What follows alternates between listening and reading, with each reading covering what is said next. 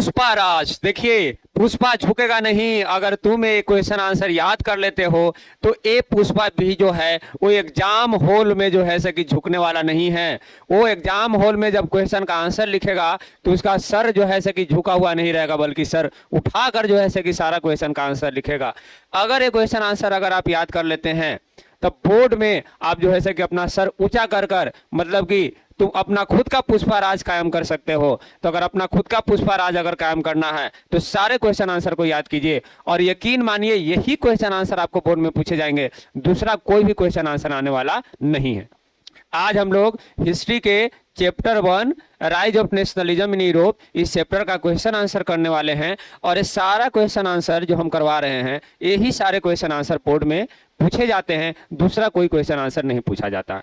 तो आप चैप्टर को देखोगे तो चैप्टर के शुरू में एक फिगर दिया हुआ है और ये जो फिगर है ये फिगर फ्रेडरिक सारिउ के द्वारा पब्लिश किया गया था और पब्लिश किया फ्रेडरिक सारिउ और उसने जो है कुछ चीजों को विजुअलाइज किया, इमेजिन किया कि आगे आने वाले समय में दुनिया जो है किस तरह से बदल सकता है।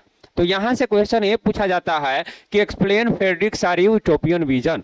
फ्रेडरिक सारिउ का यूटोपियन विजन क्या था, फ्रेडरिक सारिउ का इमेजिनरी विजन क्या था। यूटोपियन का मतलब इमेजिनरी, ठीक है।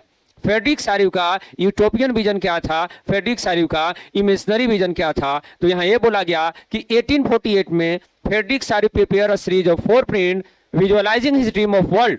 अपने ड्रीम वर्ल्ड को विजुअलाइज कर रहा है और ड्रीम वर्ल्ड किससे बना हुआ है, डेमोक्रेटिक और सोशल रिपब्लिक से बना हुआ है। ओ माय गॉड, फ्रेडरिक सारिउ जो है 1848 में जो है प्रिंट पब्लिश कर रहा है और पब्लिश कर कर अपने ड्रीम वर्ल्ड को विजुअलाइज कर रहा है कि पूरा जो वर्ल्ड है, पूरा वर्ल्ड में डेमोक्रेटिक सिस्टम है, पूरा वर्ल्ड में जो है कि सोशल रिपब्लिक है। और बोला गया कि जो फर्स्ट प्रिंट है, इस फर्स्ट प्रिंट की यहाँ पर चर्चा की गई है। First print shows the people of Europe, Europe और जो अमेरिका के जो लोग हैं वो लंबी कतार में लगे हुए हैं and offering respect to the Statue of Liberty. और आगे स्टैच्यू ऑफ लिबर्टी है और उस स्टैच्यू ऑफ लिबर्टी को रिस्पेक्ट शो कर रहे हैं, ऑफरिंग रिस्पेक्ट दे रहे हैं। और जो स्टैच्यू है, स्टैच्यू के बारे में बोला गया कि स्टैच्यू के एक हाथ में टॉर्च ऑफ इनलाइटनमेंट है और दूसरे हाथ में क्या है, charters of rights of main. मतलब उस आप स्टैच्यू के पास से अगर क्रॉस करते हैं तो जो है से कि आपको इनलाइटनमेंट ज्ञान की प्राप्ति हो जाएगी, इसके साथ साथ आपको अधिकार भी मिल जाएगा। और बोला गया कि जो फोरग्राउंड वाला रीजन है, आगे का जो रीजन है, जो नीचे वाला जो रीजन है, lay the setter remains of the absolutist monarchy. और वहां पर जो मोनार्क, जो पहले तानाशाह मोनार्क जो शासन करता था, उस तानाशाह मोनार्क के टुकड़ों को दिखाया गया है। मतलब एब्सोल्यूटिस्ट मोनार्की जो है कि वो यूरोप में क्या हो चुका है, खत्म हो चुका है। और यूनाइटेड स्टेट और स्विट्जरलैंड जो है इस पूरे प्रोसेशन को, इस पूरे जुलूस को जो है कि क्या कर रहा है, लीड कर रहा है। फ्रांस अभी अभी जो है कि स्टैच्यू के पास पहुंचा है और फ्रांस को फॉलो कौन कर रहा है, जर्मनी हो गया, ऑस्ट्रिया हो गया, लोम्बार्डी हो गया, पोलैंड हो गया, इंग्लैंड हो गया और आयरलैंड हो गया। ये हो गया आपका फ्रेडरिक सारिउ का यूटोपियन विजन। ये क्या हो गया आपका, फ्रेडरिक सारिउ का यूटोपियन विजन हो गया, फ्रेडरिक सारिउ का इमेजिनरी विजन हो गया। ठीक है, तो ये दिखा दिया गया कि फ्रेडरिक सारिउ का यूटोपियन विजन क्या है। अब नेशनलिज्म, जिस नेशनलिज्म के कारण ये सब सारा चीज जो है वो विजुअलाइज कर रहा है, उस नेशनलिज्म की शुरुआत कब हुई, तो आपको याद करना चाहिए कि 1789 में जो फ्रेंच रिवॉल्यूशन हुआ था, उस फ्रेंच रिवॉल्यूशन से ही नेशनलिज्म की आइडिया की शुरुआत हुई। ठीक है, नेशनलिज्म का मतलब होता है सेंस ऑफ कलेक्टिव आइडेंटिटी, एक होने की जो भावना है उसी को जो है कि हम लोग क्या कहते हैं, नेशनलिज्म। तो नेक्स्ट टॉपिक आपका बुक में क्या है, French revolution and idea of nation. क्योंकि नेशन की आइडिया, नेशनलिज्म की आइडिया जो है वो फ्रेंच रिवॉल्यूशन से ही निकला है ना। सेंस ऑफ कलेक्टिव आइडेंटिटी की जो आइडिया है वो फ्रेंच रिवॉल्यूशन से ही निकला है। तो क्वेश्चन ये पूछा जाएगा कि आखिर कौन से स्टेप फ्रेंच रिवॉल्यूशनरीज के द्वारा इंट्रोड्यूस किए गए ताकि फ्रेंच पीपल के बीच जो है कि क्या बन सके, सेंस ऑफ कलेक्टिव आइडेंटिटी। यानी दूसरे भाषा में आप कह सकते हो कि नेशनलिज्म को क्रिएट करने के लिए फ्रेंच रिवॉल्यूशनरी के द्वारा कौन कौन से ऐसे स्टेप लिए गए। तो नेक्स्ट क्वेश्चन है, मोस्ट पॉपुलर क्वेश्चन है। 5 सेट होता है, कोई ना कोई सेट में एक क्वेश्चन तो डेफिनेटली होता ही है। तो चलिए देखते हैं कौन कौन से स्टेप इंट्रोड्यूस किए गए। तो पहला स्टेप क्या है, इंट्रोडक्शन ऑफ ला पेट्रिया, जिसका मतलब फादरलैंड होता है। Introduction of la patrie les citoyen का मतलब सिटीजन्स होता है। Emphasise the idea of united community. देखिए आ गया ना, ला पेट्रिया और लेस सिटियन के आइडिया को एम्फसाइज किया गया, जोर दिया गया, जो क्या कर रहा है, यूनाइटेड कम्युनिटी को बनाने में हेल्प कर रहा है। समाज को एकजुट करने में हेल्प कर रहा है। सेकंड मेजर क्या है, एक नए फ्रेंच फ्लैग को जो है कि चुना गया ताकि पहले का जो रॉयल स्टैंडर्ड फ्लैग है उसको क्या किया जाए, रिप्लेस किया जाए। शाही फ्लैग को हटाकर जो है कि एक नया फ्रेंच फ्लैग को जो है कि चुना गया। ये हो गया सेकंड स्टेप। थर्ड क्या है, जो स्टेट जनरल शायद आपको याद होगा क्लास 9 में भी पढ़ने के लिए मिला था। स्टेट जनरल जो है अभी एक्टिव सिटीजन्स के द्वारा इलेक्ट किए जा रहे हैं और उसके नाम को बदल दिया गया है और नया नाम क्या रखा गया है, नेशनल असेंबली उसका नया नाम रखा गया है। ठीक है, और उसके बाद न्यू हिम्स वेयर कंपोज, नए नए गाने, देशभक्ति गाने जो है कि कंपोज किया जा रहा है। ओथ टेकन, शपथ ली जा रही है। मार्टियर्स रिमेंबर, जो लोग शहीद हुए हैं उनको याद किया जा रहा है। और ये सारा काम किसके नाम पर हो रहा है, all in the name of nation के नाम पर हो रहा है। देन एक सेंट्रलाइज एडमिनिस्ट्रेटिव सिस्टम को इंट्रोड्यूस किया गया with inform laws for all citizens. सारे सिटीजन्स के लिए इन्फॉर्म लॉज को जो है कि बनाकर एक सेंट्रलाइज एडमिनिस्ट्रेटिव सिस्टम को इंट्रोड्यूस कर दिया गया। ठीक है, उसके बाद इंटरनल कस्टम ड्यूटीज और जो ड्यूज थे, जो भी इंटरनल कस्टम ड्यूटीज थे और जो ड्यूज जो टैक्स लगा करता था उसको एबोलिश कर दिया गया, खत्म कर दिया गया और इन्फॉर्म सिस्टम ऑफ वेट्स और मेजर सिस्टम को एक्सेप्ट किए गए। उसके बाद रीजनल डायलेक्ट्स जो भी बोली जाती थी फ्रांस के अलग अलग हिस्सों में, उस सबको डिस्करेज कर दिया गया, खत्म कर दिया गया और जो फ्रेंच लैंग्वेज है उसको क्या बना दिया गया, common language of the nation. तो क्वेश्चन अगर आता है कि explain the measure introduced by French revolutionary to create a sense of collective identity among French people, तो ये सब जो है स्टेप, ये सब जो है कि मेजर जो है फ्रेंच रिवॉल्यूशनरी के द्वारा लिया गया ताकि फ्रेंच पीपल के जो है कि क्या सेंस ऑफ कलेक्टिव आइडेंटिटी को क्रिएट किया जाए। तो ये स्टेप आप सारे लिख सकते हैं। ठीक है, नेक्स्ट क्वेश्चन। तो नेक्स्ट क्वेश्चन फिर क्या देखते हो आप कि फ्रेंच रिवॉल्यूशनरी का टाइम पीरियड जब खत्म होता है तो 1804 में जो है वो नेपोलियन फ्रांस का इंपेरर बनता है, सम्राट बनता है। तो नेपोलियन भी जो है बहुत सारा सुधार करता है। तो अगला क्वेश्चन जो आपको बनेगा वो नेक्स्ट क्वेश्चन ये बनेगा कि व्हाट वाज नेपोलियनिक कोड, माने नेपोलियन के द्वारा जो सुधार किया गया जिस कोड के थ्रू, जिस नियम कानून के थ्रू, वो नियम कानून क्या थे।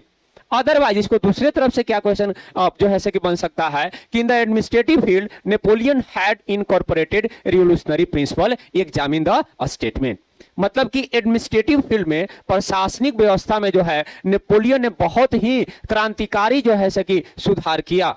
इस स्टेटमेंट को क्या करो आप, एग्जामिन करो, इस स्टेटमेंट को एक्सप्लेन करो। ठीक है, तो सिंपली आप याद रखिए कि what was Napoleonic code, Napoleonic code क्या थे, उस नेपोलियनिक कोड को जो है कि एक्सप्लेन कर देना है। तो नेपोलियनिक कोड में क्या बोला गया, नेपोलियन के द्वारा जो स्टेप, नेपोलियन के द्वारा जो सुधार किया गया है उस सुधार को जो है कि हम लोग क्या कहते हैं, नेपोलियनिक कोड कहते हैं। तो जो मेन फीचर है नेपोलियनिक कोड में, it remove all privileges based on birth. जन्म से जो भी जो है विशेषाधिकार मिला हुआ था उस सारे विशेषाधिकार को इसने क्या कर दिया, रिमूव कर दिया, खत्म कर दिया। एस्टेब्लिश इक्वालिटी बिफोर लॉ, सभी को उसने क्या एस्टेब्लिश कर दिया, एस्टेब्लिश इक्वालिटी बिफोर लॉ, कानून के सामने सभी लोग जो है कि क्या है, इक्वल हैं। एंड सिक्योर जो है राइट टू प्रॉपर्टी, और राइट टू प्रॉपर्टी को उसने सिक्योर किया। ये हो गया पहला नेपोलियनिक कोड का स्टेप। सेकंड क्या है कि it simplified administrative division in Dutch Republic, Switzerland, Germany and Italy. Dutch Republic, Switzerland, Italy और जर्मनी में एडमिनिस्ट्रेटिव सिस्टम को सिंप्लीफाई करने का काम किया उसने। वहां पर क्या किया था, ही एबोलिश फ्यूडल सिस्टम देयर, वहां पर उसने फ्यूडल सिस्टम को खत्म किया। और फ्यूडल सिस्टम को खत्म करने के बाद बोला गया कि फ्रीड पीजन को जो है फ्री कर रहा है सर्फडम और मेनोरियल ड्यूज से। जो सर्फडम और जो मेनोरियल ड्यूज किसानों को देना पड़ता था, उन किसानों को जो है कि इन सारे रीजन में, डच रिपब्लिक, स्विट्जरलैंड और इटली और जर्मनी में, इन सारे जगहों पर जो है किसानों को सर्फडम और मेनोरियल ड्यूज से उसने मुक्त करवा दिया। उसके बाद शहरों में जो गिल्ड सिस्टम हुआ करता था उस गिल्ड सिस्टम को रिमूव कर दिया गया और ट्रांसपोर्ट और कम्युनिकेशन सिस्टम को सुधार कर दिए गए। देन अब इसका रिजल्ट क्या हुआ, तो इसका रिजल्ट ये बोला गया कि it led to the establishment of uniform laws. इसका रिजल्ट ये हुआ कि पूरे जो है कि जितने टेरिटरी को उसने एक्वायर किया यूरोप में, उन सारे टेरिटरी में यूनिफॉर्म लॉज है, standardised weights and measure system है, कॉमन नेशनल करेंसी है, जो क्या कर रहा है, गुड्स और कैपिटल के मूवमेंट को फैसिलिटेट कर रहा है एक रीजन से दूसरे रीजन। ये हो गया नेपोलियनिक कोड। ये हो गया स्टेप जो नेपोलियन के द्वारा जो है कि फ्रांस में और फ्रांस के आसपास वाले रीजन में इंट्रोड्यूस किए गए। ठीक है, ये हो गया। उसके बाद अब देखिए आसपास के जो भी लोग हैं वो सभी लोग उत्साहित होने लगे कि भाई नेपोलियन आ रहा है, नेपोलियन इतना बड़ा सुधार कर रहा है, ये तो बहुत अच्छी बात है, अब हमारी जो है सिचुएशन बहुत बेहतर हो गया। लेकिन बाद में फिर क्या हुआ कि नेपोलियन पहले तो सुधार किया, लेकिन बाद में अपने सगे संबंधी को जो है कि वहां रूलर बनाना शुरू कर दिया। तो जो जो प्रशासनिक सुधार लाया वो बाद में जो है कि फिर जाकर क्या होने लगा, वो चीजें खराब होने लगी। तो क्वेश्चन ये बनता है कि why did initial enthusiasm soon turn to hostility. जो शुरुआती दौर का जो उत्साह था, वो उत्साह बहुत ही जल्द किस में कन्वर्ट हो गया, हॉस्टिलिटी में कन्वर्ट हो गया, है ना। हॉस्टिलिटी का मतलब होता है गुस्सा कर जाना या उसके प्रति जो है नाराजगी बन जाना। तो जो शुरुआती दौर के जो उत्साह है तुरंत गुस्सा में क्यों कन्वर्ट हो गए, तो बोला गया कि पीपल ग्रेजुअली अंडरस्टूड, लोगों को धीरे धीरे समझ में आने लगा कि जो नई एडमिनिस्ट्रेटिव अरेंजमेंट है did not go hand in hand with political freedom. नई एडमिनिस्ट्रेटिव सिस्टम भी जो है वो पॉलिटिकल फ्रीडम को उतना ज्यादा प्रोवाइड नहीं कर रहा है। इसके साथ साथ टैक्सेशन को इंक्रीज कर दिया गया, बढ़ा दिया गया, सेंसरशिप इंपोज कर दिए गए, फोर्स रिक्रूटमेंट हो रहा है, लोगों को जबरन भर्ती किया जा रहा है फ्रेंच आर्मी में, ताकि यूरोप के दूसरे हिस्सों को जो है कि क्या किया जाए, कन्क्वेस्ट किया जाए, जीता जाए। नेपोलियन का इच्छा था कि पूरे यूरोप को जीत ले, तो पूरे यूरोप को जीतने के लिए, अपने सेना को बढ़ाने के लिए फ्रांस के आसपास वाले जो भी रीजन थे वहां से भी लोगों को जैसे कि सेना में भरना शुरू कर दिए। तो ये सब कारण जो है लोग जो है नाराज होने लगे इन द एरिया, जिस एरिया को उसने कंकर किया था। जो रिएक्शन है लोकल पीपल का, वो आपको जो है कि क्या देखने को मिलेगा, मिक्स देखने को मिलेगा। कहीं ठीक ठाक देखने को मिलेगा, तो कहीं बहुत अच्छा देखने को मिलेगा, तो जो है कि कहीं पर थोड़ी बहुत खराब देखने को मिलेगा। तो ये आपको हो गया नेक्स्ट क्वेश्चन 4 नंबर। ठीक है, उम्मीद करते हैं आपको चीजें समझ में आ रही होगी। बिल्कुल बोर नहीं होना है, बीच बीच में आप लोगों को जो है इंटरटेन करते रहेंगे। बच्चे बोलते हैं कि सर आप जो है ऑनलाइन पढ़ाते हैं तो हाँ, हंसते नहीं है। अब बात है कि यहाँ पर बच्चे हैं नहीं, सामने कोई स्टूडेंट नहीं है, तो अकेले कैसे हंसे? अकेले आखिर कोई तो हो सामने तब तो हंसे। अब ऐसे पागल की तरह कैसे हंसते रहेंगे? चलिए कोई बात नहीं है, फिर भी मैं कोशिश करूंगा कि आप लोगों को पूरा इंटरटेन करूं। जो नेक्स्ट क्वेश्चन है, पेज को टर्न कीजिएगा, तो नेक्स्ट टॉपिक आपको बुक में ये देखने को मिलेगा, making of nationalism in Europe. Making of nationalism in Europe, आखिर यूरोप में, पूरे यूरोप में नेशनलिज्म कैसे बना। तो यहां पर यह बताया गया है कि अगर आप 18वीं सेंचुरी के यूरोप के मैप को अगर देखोगे तो वहां पर किसी भी तरह का नेशन स्टेट नहीं है। जिस नेशन स्टेट को आज जर्मनी, इटली, स्विट्जरलैंड के रूप में आप जानते हो, उस समय वहां पर क्या हुआ करता था, छोटे छोटे किंगडम हुआ करते थे, है ना, और वैरायटी ऑफ पीपल वहां पर रहा करते थे। और एक एग्जांपल दिया गया है हैब्सबर्ग एम्पायर का कि देखिए नेशन स्टेट बनने से पहले वहां पर कितना ज्यादा रीजनल डाइवर्सिटी था, लोग कितना ज्यादा डाइवर्स थे। ठीक है, तो वो जो एग्जांपल दिया गया है हैब्सबर्ग एम्पायर का, उससे रिलेटेड एक क्वेश्चन बन जाता है कि how was Habsburg empire a patchwork of many different region and people in Europe. Making of nationalism in Europe का ये टॉपिक है कि आखिर यूरोप में नेशनलिज्म बना, तो नेशनलिज्म बनने से पहले जो है कि यूरोप की क्या स्टेटस थी, यूरोप कैसा था, यूरोप का जो भी रीजन है उस रीजन में कौन कौन तरह के या किस किस तरह के लोग रह रहे थे। और एग्जांपल यहां पर दिया गया है, केस स्टडी के रूप में दिया गया है हैब्सबर्ग एम्पायर का। तो क्वेश्चन यही बनता है कि आपको दिखाना है कि हैब्सबर्ग एम्पायर जो है वो पैचवर्क है, मिला हुआ है, मेनी डिफरेंट रीजन, कई सारे रीजन से मिलकर बना है और कई सारे लोगों से मिलकर बना है। आपको शो करना है, तो कैसे शो करोगे? तो देखिए बोला गया कि रूल ओवर ऑस्ट्रिया हंगरी। जो हैब्सबर्ग एम्पायर है वो किस पर रूल कर रहा है? ऑस्ट्रिया हंगरी पर रूल कर रहा है। And that was a patchwork of many different region and people in Europe, जो कि पैचवर्क है कई सारे क्या रीजन का और कई सारे पीपल का। देखिए कई सारे रीजन को भी यहाँ दिखाया गया है, कई सारे पीपल को भी दिखाया गया है। Like it included Alpine region. देखिए अल्पाइन रीजन इसमें इंक्लूड है। अल्पाइन रीजन में कौन कौन से रीजन इंक्लूड है? तो क्या बोला गया? टायरोल हो गया, ऑस्ट्रिया हो गया, सुडेटेनलैंड हो गया, इसके साथ साथ बोहेमिया हो गया। और यहां पर जो रहने वाले लोग हैं वो कौन से लैंग्वेज को बोल रहे हैं? वो जर्मन लैंग्वेज को बोल रहे हैं। ठीक है, तो यहां दिखाया जा रहा है कि जो हैब्सबर्ग एम्पायर है वो कैसे कई सारे रीजन से मिलकर बना है और कई सारे अलग अलग लोगों से मिलकर बना है। तो पहला पॉइंट ये है कि इसमें अल्पाइन रीजन है, और अल्पाइन रीजन में टायरोल है, ऑस्ट्रिया है, सुडेटेनलैंड है, इसके साथ साथ बोहेमिया भी है, जहां पर जो लोग हैं कौन से लैंग्वेज को बोल रहे हैं? जर्मन लैंग्वेज को बोल रहे हैं। इसके साथ साथ यहाँ पर इटालियन स्पीकिंग प्रोविंस लोम्बार्डी और वेनेशिया भी है।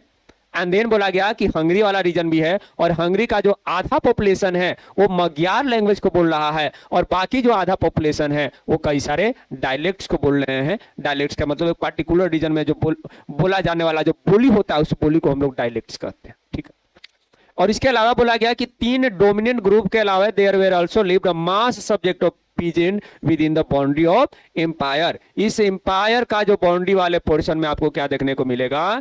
मास सब्जेक्ट ऑफ पीजेंट, है ना, किसान देखने को मिलेंगे। तो इस तरह से आप शो कर सकते हो कि जो हैब्सबर्ग एम्पायर है, Habsburg empire was the patchwork of many different region and people. Habsburg empire कई सारे अलग अलग रीजन से मिलकर बना है और कई सारे अलग अलग लोगों से मिलकर बना है। ठीक है, तो ये सिचुएशन था यूरोप का नेशनलिज्म क्रिएट होने से पहले। उसके बाद यहाँ पर जो सेकंड टॉपिक दिया गया इसमें वो दिया गया है aristocracy and the new middle class. तो ये तो हो गया रीजन के बारे में। अब लोगों के बारे में यहाँ पर ये बोला गया, लोगों के बारे में भी चर्चा किया गया, लेकिन उसके बारे में और पार्टिकुलरली यहाँ पर ये बताया जा रहा है कि जो लोग वहां पर रह रहे हैं वो लोग क्या है, अरिस्टोक्रेट है। वो लोग क्या है, अरिस्टोक्रेट है। पॉलिटिकली और जो सोशली जो डोमिनेंस है पूरे यूरोप पर, वो डोमिनेंस किसका है, अरिस्टोक्रेट का डोमिनेंस है ना। उनके पास जो है कंट्री साइड में बड़े बड़े जो है राजमहल है, शहर में उनके पास जो है टाउन हाउसेस है, उनका फैमिली आपस में जुड़ा हुआ है। अरिस्टोक्रेट, नोबल क्लास, याद कीजिए क्लास 9 में भी बताया गया था। और ये सब चीजें थी। और उसके बाद क्या हुआ कि over the period of time जो है फर्स्ट स्टेट, सेकंड स्टेट और थर्ड स्टेट में जो है कि एक नया मिडिल क्लास इमर्ज हुआ था। और उस मिडिल क्लास ने ही जो है वहां के यूरोप के पॉलिटिकल और जो सोशल कंडीशन को चेंज करने का प्रयास करता है। ठीक है ना। और वही जो है नेशनलिज्म के आइडिया से इंस्पायर होता है और पूरे यूरोप में जो है नेशनलिज्म के आइडिया को एक्सपेंड करने की कोशिश करता है। तो वही क्वेश्चन ये पूछा जाएगा कि how did nationalism and the idea of nation state emerge. शायद आपको समझ में आ गया होगा कि नेशनलिज्म और नेशन स्टेट के जो आइडिया है वो किसके बीच इमर्ज हुआ है। वो नया मिडिल क्लास जो ट्रेड करते हुए और भी कई सारे मैन्युफैक्चरिंग और भी कई सारे दूसरे एक्टिविटी को करने के बाद जो इमर्ज हुआ है, वो नया मिडिल क्लास के बीच में ही जो है नेशनलिज्म और नेशन स्टेट के आइडिया इमर्ज हो रहा। ठीक है, तो देखिए यहाँ पर क्या बोला गया कि nationalism and the idea of nation state emerge with in culturally and regionally diverse group of Europe. Nationalism और नेशन स्टेट की जो आइडिया है इमर्ज हो रहा है कल्चरली और रीजनली डाइवर्स ग्रुप। कल्चरली भी डाइवर्स है और रीजनली भी डाइवर्स है यूरोप। ठीक है ना।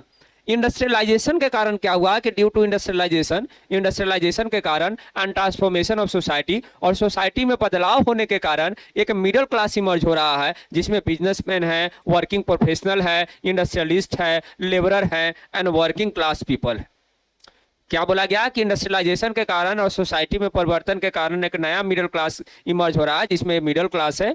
और बोला गया कि it was among the educated and liberal middle class, यही है एजुकेटेड और लिबरल मिडिल क्लास जिनके बीच जो है आइडिया ऑफ नेशनल यूनिटी जो है वो क्या हो रहा है, पॉपुलर हो रहा है। And this led to the nationalism and the emergence of nation state. ठीक है, तो इसका मतलब ये हुआ कि पहले यूरोप का जो है जियोग्राफिकल कंडीशन क्या था, इस क्वेश्चन के थ्रू जियोग्राफिकल कंडीशन को बताया गया। इस क्वेश्चन के थ्रू जो है कि बताया गया कि वहां का सोशल और पॉलिटिकल कंडीशन क्या था, और उस पुरानी सोशल और पॉलिटिकल कंडीशन को चेंज करने का काम किसने किया, नए मिडिल क्लास ने चेंज करने का काम किया। और उस नए मिडिल क्लास ने जो चेंज किया वो किस आइडिया के थ्रू किया, तो आइडिया ऑफ नेशनलिज्म के थ्रू। नेशनलिज्म के आइडिया से जो है वो इंस्पायर हुआ और इंस्पायर होकर पूरे यूरोप में जो है कि क्या कर दिया, वो बदलाव करने की बात करता है। ठीक है ना। और अब क्वेश्चन ये है कि वो किस तरह के नेशनलिज्म से इंस्पायर हो रहा है, तो लिबरल नेशनलिज्म से इंस्पायर हो रहा है। तो क्वेश्चन आपको ये पूछा जाएगा कि what did liberal nationalism stand for. Liberal nationalism का क्या मतलब है। जो नया मिडिल क्लास नेशनलिज्म के आइडिया से जो इंस्पायर हो रहा है वो किस तरह के नेशनलिज्म के आइडिया से इंस्पायर हो रहा है, तो लिबरल नेशनलिज्म के आइडिया से इंस्पायर हो रहा है। और लिबरल नेशनलिज्म का क्या मतलब है, तो यहां बताया गया कि सोसाइटी में लिबरल नेशनलिज्म का मतलब है कि for the new middle class, नए मिडिल क्लास के लिए liberalism stood for the freedom of individual and equality of all before law. नए मिडिल क्लास के लिए लिबरलिज्म का मतलब क्या है, फ्रीडम ऑफ इंडिविजुअल, एक व्यक्ति को आजादी देना, and equality of all before law, और कानून के सामने जो है कि सभी लोग क्या हैं, इक्वल हैं। ये हुआ लिबरल नेशनलिज्म का मीनिंग सोसाइटी में। ठीक है, उसके बाद अगर लिबरलिज्म का मीनिंग देखना है पॉलिटिकल स्फीयर में, कि पॉलिटिकल स्फीयर में जो है लिबरलिज्म का क्या मायने हैं, तो it emphasise the concept of government by consent. ये क्या कर रहा है, एम्फसाइज कर रहा है कॉन्सेप्ट ऑफ गवर्नमेंट, ऐसा गवर्नमेंट होना चाहिए जो बाय कंसेंट, जो लोगों के सहमति से बनना चाहिए सरकार। गवर्नमेंट बाय कंसेंट, क्या बोला गया, गवर्नमेंट बाय कंसेंट, ऐसी सरकार होना चाहिए जिसमें लोगों की क्या होनी चाहिए, सहमति होना चाहिए। और फिर क्या बोला गया कि constitution and representative government through parliament, एक कॉन्स्टिट्यूशन होना चाहिए और इसके साथ साथ क्या होना चाहिए, रिप्रेजेंटेटिव गवर्नमेंट होना चाहिए जो पार्लियामेंट के थ्रू जो है कि लोगों पर क्या करे, शासन करे। Then liberalism had stood for the end of autocracy and feudal privileges. और वो ऑटोक्रेसी की इन करने की बात करता है, कहता है कि ऑटोक्रेसी को खत्म किया जाए और जो फ्यूडल प्रिविलेजेस दिया गया है उस फ्यूडल प्रिविलेजेस को भी क्या किया जाए, खत्म किया जाए. Liberalism stand for end of autocracy and feudal privileges. Autocratic system को खत्म कीजिए, इसके साथ साथ फ्यूडल प्रिविलेजेस को भी क्या किया जाए, खत्म किया जाए. हालांकि बोला गया कि इक्वालिटी बिफोर लॉ का मतलब ये नहीं है कि सभी लोगों को वोटिंग राइट दे दिया जाए. यहां ये बोला गया कि equality before law did not necessarily stand for the universal suffrage. Equality before law का मतलब एक कतई नहीं है कि सभी लोगों को जो है कि क्या कर दिया जाए, वोटिंग राइट दे दिया जाए. वोट देने के अधिकार सबको मिलना नहीं चाहिए, उन्हीं लोगों को मिलना चाहिए जिनके पास क्या है, प्रॉपर्टी है. प्रॉपर्टी मैन को ही जो है कि वोटिंग राइट देना चाहिए. तो this is the meaning of liberalism in the political sphere. अब इकोनॉमिक स्फीयर में देख लीजिए कि इकोनॉमिक स्फीयर में लिबरलिज्म के क्या मीनिंग है. तो जो इमर्जिंग मिडिल क्लास है वो डिमांड कर रहा है, फ्रीडम ऑफ मार्केट की डिमांड कर रहा है कि मार्केट को आप फ्री कीजिए ट्रेड के लिए. इसके साथ साथ स्टेट के द्वारा जो भी रेस्ट्रिक्शन इंपोज किए गए हैं गुड्स और कैपिटल के मूवमेंट पर, उस रेस्ट्रिक्शन को भी क्या किया जाए, एबोलिश किया जाए, खत्म किया जाए. वो कह रहे हैं कि मार्केट को फ्री कीजिए, मार्केट में जो भी ट्रेड करना है वो ट्रेड वो बिल्कुल फ्री होना चाहिए, किसी भी तरह का स्टेट के द्वारा जो है रेस्ट्रिक्शन इंपोज किया जाना नहीं चाहिए. तो ये हो गया लिबरल नेशनलिज्म का सोसाइटी में मीनिंग, ये हो गया पॉलिटिकल स्फीयर में, और ये आपका हो गया इकोनॉमिक स्फीयर में. ये भी मोस्ट इंपॉर्टेंट क्वेश्चन है, फ्रीक्वेंट क्वेश्चन है, जो जनरली बोर्ड में पूछे जाते हैं. इसको रट लो, रट्टा मार लो, जो है से कि एकदम टू द पॉइंट जो है से कि एकदम लिख दो, और जो है से कि आपको 5 में 5 नंबर मिल जाएगा. कोई रोकने वाला आपको नहीं है 5 में 5 नंबर से. ठीक है. Then why was Zollverein form. Zollverein क्यों बनाया गया है ना. यहां पर जो लिबरलिज्म इन इकोनॉमिक स्फीयर का जो मीनिंग है उसका एक केस स्टडी दिया गया कि देखिए जो लोग लिबरल नेशनलिज्म की बात कर रहे थे उनकी इकोनॉमिक अचीवमेंट को यहां पर एक केस स्टडी के थ्रू दिखाया गया कि जोल्वरिन क्यों बनाए गए. तो देखिए 1834 में कस्टम यूनियन बनाया जा रहा है, जिसको जोल्वरिन भी कह सकते हो. किसके इनिशिएटिव से बनाया जा रहा है, पर्शिया के इनिशिएटिव से बनाया जा रहा है. और ज्यादातर जर्मन स्टेट ही जो है कि इसको क्या कर रहे हैं, ज्वाइन कर रहे हैं. ज्यादातर जर्मन स्टेट ही इसको ज्वाइन कर रहे हैं. और देखिए क्या बोला गया कि टेपोलिस टैरिफ बैरियर को खत्म कर दिया. मैंने एक रीजन से दूसरे रीजन जाने के लिए जो टैक्स लगता था उस टैक्स को खत्म कर दिया, और नंबर ऑफ करेंसी को 30 से कम कर कितना कर दिया, 2 कर दिया. देखिए ये इकोनॉमिक अचीवमेंट को दिखाया गया कि जो डिमांड किया जा रहा था लिबरल मिडिल क्लास के द्वारा कि इकोनॉमिक स्फीयर में जो है मार्केट को फ्री किया जाए और स्टेट के द्वारा जो भी रेस्ट्रिक्शन इंपोज किया जाए वो खत्म किया जाए, है ना, रेस्ट्रिक्शन को एंड किया जाए, खत्म किया जाए. उसका एक एग्जांपल भी दिया गया कि लोगों के द्वारा एक जोल्वरिन बनाया गया है जर्मन स्टेट के आसपास, पर्शिया के इनिशिएटिव से बनाया गया है, जिसने क्या किया, टैरिफ बैरियर को खत्म कर दिया. और वहां पर पहले 30 टाइप ऑफ करेंसी इश्यूज होते थे, जिसको कम कर ए जोल्वरिन के थ्रू कितना कर दिया गया, 2 कर दिया गया. नेक्स्ट क्वेश्चन की ओर बढ़ते हैं. अब नेक्स्ट क्वेश्चन की ओर बढ़िएगा तो यहां से टॉपिक फिर से क्या हो जाता है, चेंज हो जाता है कि ठीक है 1789 में जो है फ्रेंच रिवॉल्यूशन हुआ, और फ्रेंच रिवॉल्यूशन के थ्रू नेशनलिज्म का आइडिया इमर्ज हुआ. 1804 में नेपोलियन का रूल आया, और नेपोलियन ने जो है से कि नेपोलियनिक कोड के थ्रू जो है प्रशासनिक व्यवस्था में बदलाव करने की बात किया. लेकिन याद कीजिए 1815 में 1815 में नेपोलियन का क्या हो गया था, हार हो गया था. बीच में 2 टॉपिक दिया गया, making of nationalism in Europe, कि यूरोप में नेशनलिज्म कैसे बना और किस तरह के नेशनलिज्म की वो बात कर रहे थे. लेकिन फिर से जो इवेंट है, अब इवेंट को फिर से नेपोलियन को हराने के बाद जो है किस तरह से पुरानी व्यवस्था को इंट्रोड्यूस करने की कोशिश किया गया.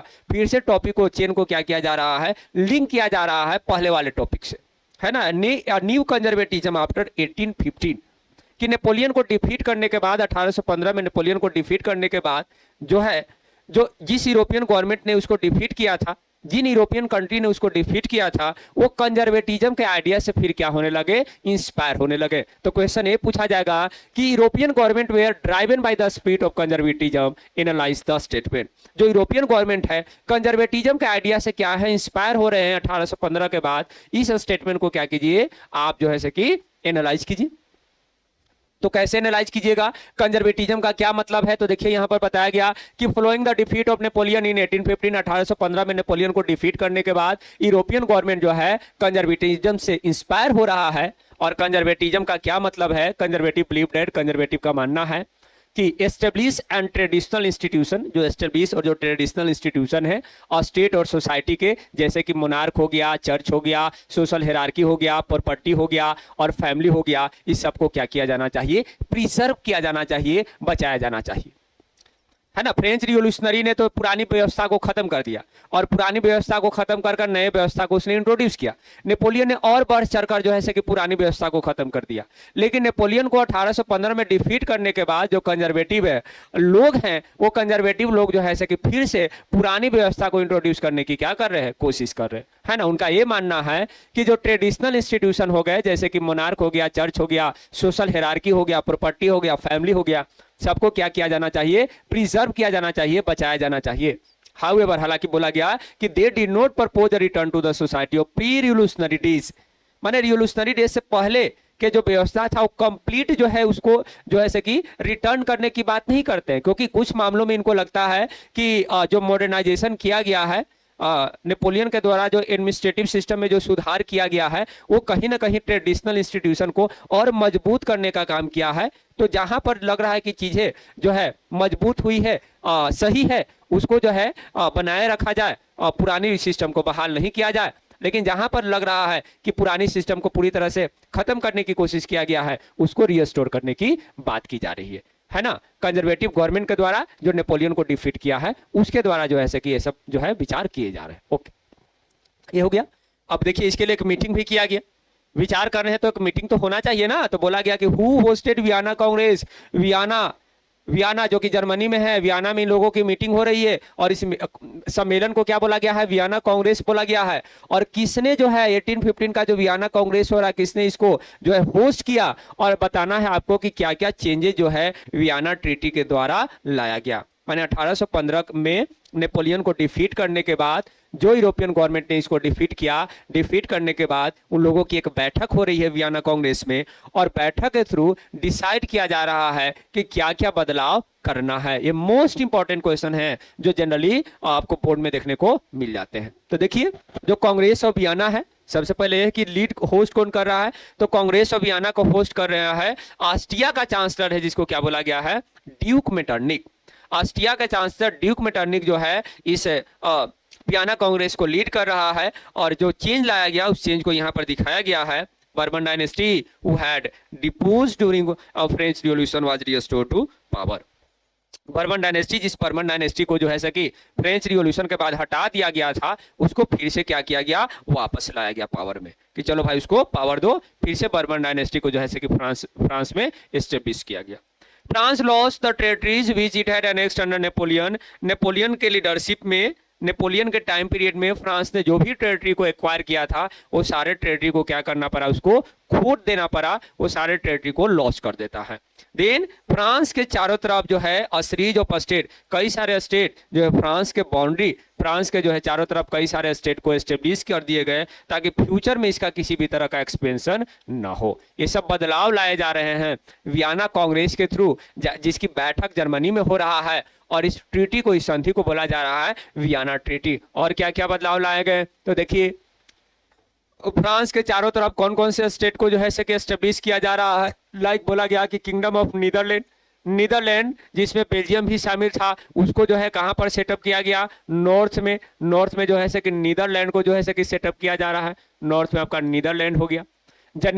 जेनेवा को कहां पर जो है से कि सेटअप किया जा रहा है, जेनेवा को जो है से कि साउथ में सेटअप किया जा रहा है। Persia was given new territories on the western frontier. Western frontier में जो है पर्शिया को नए टेरिटरीज दिया जा रहा है, जिसमें सैक्सोनी भी शामिल है। और Austria was given the control of northern Italy, और ऑस्ट्रिया को जो है कि नॉर्दर्न इटली के कंट्रोल को दिया जा रहा है। ठीक है, नेपोलियन ने इटली के नॉर्दर्न पार्ट को भी जो है कि कैप्चर कर लिया था, अपने हिस्से में मिला लिया था, फ्रांस में मिला लिया था। तो उस नॉर्दर्न इटली का कंट्रोल किसको दिया जा रहा है, ऑस्ट्रिया को दिया जा रहा है, कि भाई तुम्हें रख लो, तुम्हारे पास में है, इसलिए तुम इसको रख लो। इसके बाद बोला गया कि नेपोलियन के द्वारा जर्मन कन्फेडरेशन बनाया गया था, 39 स्टेट का कन्फेडरेशन बनाया गया था, उसको जो है कि किसी भी तरह से जो है कि उसमें किसी भी तरह का बदलाव नहीं किया जा रहा है। वाज नॉट अफेक्टेड, उसमें किसी भी तरह का बदलाव नहीं किया जा रहा। माना गया कि ये बदलाव ठीक है, ये कन्फेडरेशन सही है, इसे चलो इसको जो कहते हो रहने देते हैं, इसमें किसी भी तरह का बदलाव नहीं करते। तो दीज आर द चेंजेस। ये मोस्ट इंपॉर्टेंट क्वेश्चन है कि वियना कांग्रेस को जो है होस्ट किसने किया और इस वियना ट्रीटी के द्वारा क्या क्या बदलाव लाए गए। ये मोस्ट इंपॉर्टेंट क्वेश्चन है जो बोर्ड में पूछे जाते हैं। ये सारा पॉइंट जो है कि आप लिख सकते हो। आगे बढ़ते हैं। आप देखिए 1815 के बाद है ना, आपके बुक में दिया गया है टॉपिक रिवोल्यूशनरीज।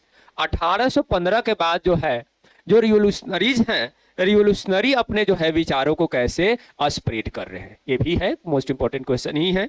क्या बोला गया कि how had revolutionary spread their idea after 1815। 1815 के बाद जो रिवोल्यूशनरी है अपने विचारों को कैसे स्प्रेड कर रहे हैं। क्यों भाई, अब तो समय खराब हो चुका है, कंजर्वेटिव गवर्नमेंट फिर से शासन में आ चुके हैं, तो कैसे जो है विचारों को स्प्रेड किया जाए, एक्सपेंड किया जाए। तो क्या बोला गया कि सीक्रेट सोसाइटी बनाया गया यूरोपियन स्टेट में, यूरोप के अलग अलग रीजन में सीक्रेट सोसाइटी बनाया जा रहा है ताकि रिवोल्यूशनरीज को ट्रेन किया जाए, इसके साथ साथ विचारों को क्या किया जाए, स्प्रेड किया जाए, है ना। और उस समय बोला गया कि टू बी रिवोल्यूशनरीज, उस समय रिवोल्यूशनरी बनने का मतलब क्या था, commitment to oppose the monarchical form of government and fought for equality. एक कमिटमेंट लेना कि इस मोनार्कियल सिस्टम के अगेंस्ट को क्या करना है, अपोज करना है, इस मोनार्कियल सिस्टम को अपोज करना है, इस मोनार्कियल सिस्टम को उखाड़ कर फेंक देना है और लड़ाई लड़ना है। किसके लिए लड़ाई लड़ना है, इक्वालिटी के लिए लड़ाई लड़ना है कि हमको इक्वालिटी चाहिए। उस समय जो है रिवोल्यूशनरी होने का मतलब ये था, ठीक है। देन बोला गया कि जो ज्यादातर जो रिवोल्यूशनरी है उन्होंने क्या देखा, creation of nation state, nation state को बनाना is the necessary part of their struggle. अपने स्ट्रगल का एक नेसेसरी पार्ट क्या है कि हमको क्या बनाना है, नेशन स्टेट बनाना। उन्होंने एक गोल सेट किया कि हम लोगों को क्या करना है, नेशन स्टेट बनाना है। ओके, और देखिए गेसीपी में जिनी जो है दो सीक्रेट सोसाइटी, दो अंडरग्राउंड सोसाइटी बना रहे हैं। पहला आपका हो गया यंग इटली और दूसरा क्या हो गया, यंग यूरोप। इटली को यूनिफाई करने के लिए वो यंग इटली बना रहे हैं और यूरोप के दूसरे यूथ को जो है इंस्पायर करने के लिए जो एक सोसाइटी बना रहे हैं, सोसाइटी का नाम क्या है, Young Europe. Their member were like young minded men. क्या बोला गया कि इनके जो मेंबर है, इनके मेंबर वैसे लोग हैं जो यंग माइंडेड है ना, जो रिवोल्यूशनरी में बिलीव करते हैं, जो बदलाव लाना चाहते हैं, वो सब जो है इनके सोसाइटी के क्या बन रहे हैं, मेंबर बन रहे हैं, ठीक है। नेक्स्ट क्वेश्चन क्या है, व्हाट हैपेंड। अब देखिए ये सारे बदलाव का रिजल्ट हुआ भी 1815 के बाद जो है कंजर्वेटिव जो गवर्नमेंट है वो रूल कर रहा है, लेकिन फिर भी जो रिवोल्यूशनरी हैं अपने विचारों को फैला रहे हैं, फैलाते जा रहे हैं। और एक समय आया कि 1830 में जो है फिर से जो है रिवोल्यूशन कर दिया गया। 1830 में फिर से रिवोल्यूशन कर दिया गया। 1815 से 1830 तक जो है फिर से कंजर्वेटिव गवर्नमेंट का तो रूल रहा, लेकिन 1830 में जो है फिर से रिवोल्यूशन कर दिया गया। और इस रिवोल्यूशन की शुरुआत कहां से हो रही है, फ्रांस से हो रही है। तो क्वेश्चन ये आएगा कि what happened in the July revolution of 1830। Actually France में जो ये रिवोल्यूशन हुआ था जुलाई मंथ में हुआ था, इसलिए इसको हम लोग क्या कहते हैं, जुलाई रिवोल्यूशन भी कहते हैं। तो जुलाई रिवोल्यूशन जो 1830 में हुआ है उसमें क्या हुआ था, तो फर्स्ट रिवोल्ट कहां पर हुआ है, फ्रांस में हुआ है। मंथ आपका हो गया जुलाई, ईयर हो गया आपका 1830। और यहां पर क्या रिवोल्ट हुआ, तो बर्बन किंग, जिस बर्बन किंग को रिस्टोर किया गया था पावर में कंजर्वेटिव रिएक्शन के थ्रू, वो फिर से क्या कर दिया गया, ओवरथ्रो कर दिया गया। किसके द्वारा, लिबरल रिवोल्यूशनरीज के द्वारा, है ना। लिबरल नेशनलिज्म के मानने वाले लोगों को लिबरल रिवोल्यूशनरी कहेंगे हम लोग। तो 1815 के बाद 1815 के बाद जिस कंजर्वेटिव गवर्नमेंट को जो है रिस्टोर किया गया था, जिस बर्बन डायनेस्टी को रिस्टोर किया गया था, फिर से उसको जो है लिबरल रिवोल्यूशनरी क्या कर रहे हैं, ओवरथ्रो कर दे रहे हैं, उखाड़ कर उसको फेंक दे रहे हैं, भगा दे रहे हैं, भागो भागो भागो नहीं तो बहुत मार मारेंगे। और जो कॉन्स्टिट्यूशनल सिस्टम है, कॉन्स्टिट्यूशनल सिस्टम फिर से लाया गया और constitutional monarchy with Louis Philippe, constitutional monarchy को इंट्रोड्यूस किया जा रहा है। मोनार्क के रूप में किसको बनाया जा रहा है, लुईस फिलिप को। उसके बाद जुलाई रिवोल्यूशन का रिजल्ट ये हुआ कि July revolution spark revolt in Brussels, इसका इंपैक्ट ब्रसेल्स में भी पड़ा। और इसका इंपैक्ट ये हुआ कि जो बेल्जियम है, बेल्जियम क्या हुआ, नीदरलैंड से अलग हो गया। इसका इंपैक्ट ये हुआ कि बेल्जियम जो पहले नीदरलैंड का पार्ट हुआ करता था, उसने देखा कि फ्रांस में रिवोल्ट हो चुका है, तो उसने जो है बेल्जियम के कैपिटल सिटी ब्रसेल्स में लोग रिवोल्ट करने लगे और बोले कि हमको नीदरलैंड से जो है कि क्या होना है, अलग होना है। और वहीं पर जो है कि बेल्जियम एक नया स्टेट बना, जिस बेल्जियम के बारे में जो है कि पावर शेयरिंग सिविक चैप्टर 1 में जो है कि पढ़ाया गया होगा, या हम भी क्वेश्चन आंसर करवाए ही हैं, तो उसमें आप देखे होंगे। तो बेल्जियम यही बना है ना, 1830 के बाद बना है बेल्जियम, उससे पहले वो नीदरलैंड का ही पार्ट हुआ करता था। और यहीं पर जो मेटर्निक है, ड्यूक मेटर्निक एक स्टेटमेंट आती है, when France sneezes rest of the Europe catches cold. Duke Metternich एक स्टेटमेंट देते हैं कि when France sneezes rest of the Europe catches cold, जब फ्रांस छींकता है पूरे यूरोप को जुकाम धर लेता है। When France sneezes rest of the Europe catches cold, जब फ्रांस छींकता है तो पूरे यूरोप को क्या धर लेता है, जुकाम धर। इसका मतलब क्या है? इसका मतलब सिंपल सी बात है कि जब फ्रांस में रिवॉल्यूशन होता है तो पूरे यूरोप में रिवॉल्यूशन होने लगता है। तो उसके रिगार्डिंग जो है कि एक प्रोवर्ब बोल रहे हैं, एक जो है स्टेटमेंट दे रहे हैं। इसका कहने का मतलब ए है, ठीक है। देखिए, और एक और एग्जांपल दिया गया कि और दूसरे रीजन में कहां पर रिवॉल्यूशन हुआ। तो ग्रीस वाले रीजन का यहां एग्जांपल दिया गया कि how did Greek war of independence mobilise nationalist feeling among the educated elite class across Europe. जो ग्रीस रीजन के लिए जो वार ऑफ इंडिपेंडेंस है, उसने पूरे यूरोप के एजुकेटेड इलीट क्लास को कैसे मोबिलाइज कर रहा है, आपको उसको क्या करना है, एक्सप्लेन करना है। तो Greece had been the part of Ottoman empire, Ottoman empire का पार्ट था 15वीं सेंचुरी से। लेकिन जब रिवोल्यूशनरी नेशनलिज्म जो है कि ग्रोथ होने लगा यूरोप में, तो जिसके कारण जो ग्रीक में जो लोग रह रहे थे वो भी क्या डिमांड करने लगे, इंडिपेंडेंस की डिमांड करने लगे। बोले कि ऑटोमन एम्पायर का पार्ट हमको नहीं रहना है, हमको क्या कर दिया जाए, एक इंडिपेंडेंट राष्ट्र बना दिया जाए, ठीक है ना। बोला गया कि ग्रीस जो है ऑटोमन एम्पायर का पार्ट था, लेकिन जब रिवोल्यूशनरी नेशनलिज्म यूरोप में एक्सपेंड होने लगा तो उसका प्रभाव ग्रीस वाले रीजन पे भी पड़ा, और जो वहां पर जो ग्रीक लोग रह रहे हैं वो डिमांड करने लगे कि हमको ऑटोमन एम्पायर से अलग होना है, एक इंडिपेंडेंट नेशन चाहिए, ठीक है।